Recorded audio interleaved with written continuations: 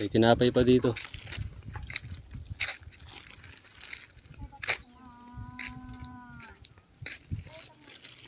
Oh, hati-hati kayo sa tinapay ha. Yung mga kasama mo doon.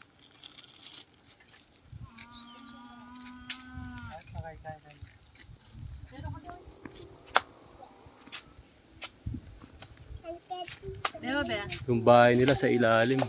Bebe, bebe ang ngati oh.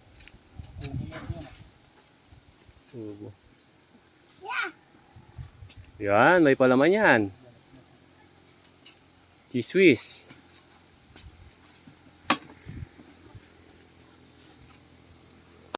Odo. Tunggal lang kayo. Ayun. Next time, damit yung dadalhin namin. Wow. Nagmamadali kami, kaya Bata. hindi kami nakapagdala.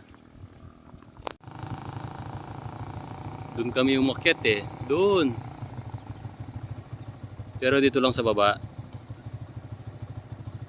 Yung kulay brown na yan. Tapos susunod doon kami sa dulo. Sa kabila.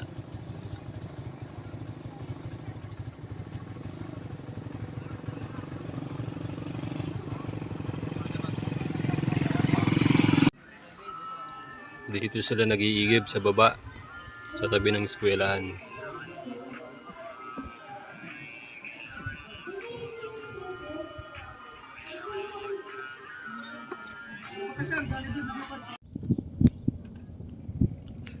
Hindi masyadong aqua.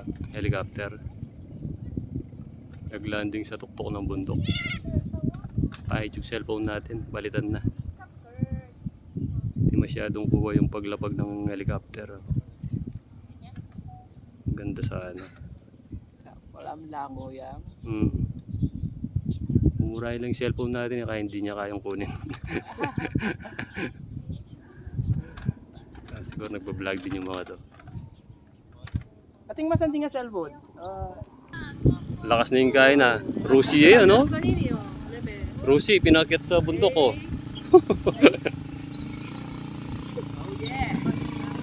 Lakas na oh. Rusi yan oh, umakyat sa bundok. Galing.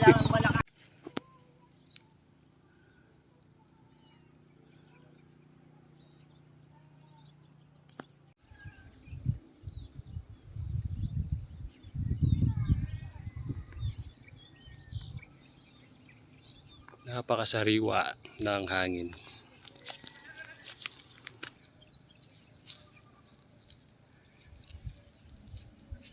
Ang layo ng pinanggalingan namin. Buti na lang may shortcut.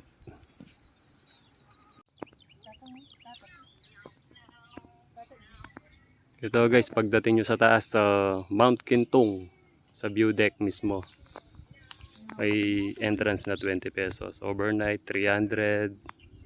May telescope pa pala, 10 piso. Pwede gamitin. Hindi mo nabili. Hindi mo nabili ba mo? Ayun guys, oh. Ang ganda talaga. Ito yung sinasabing ano, parang painting lang.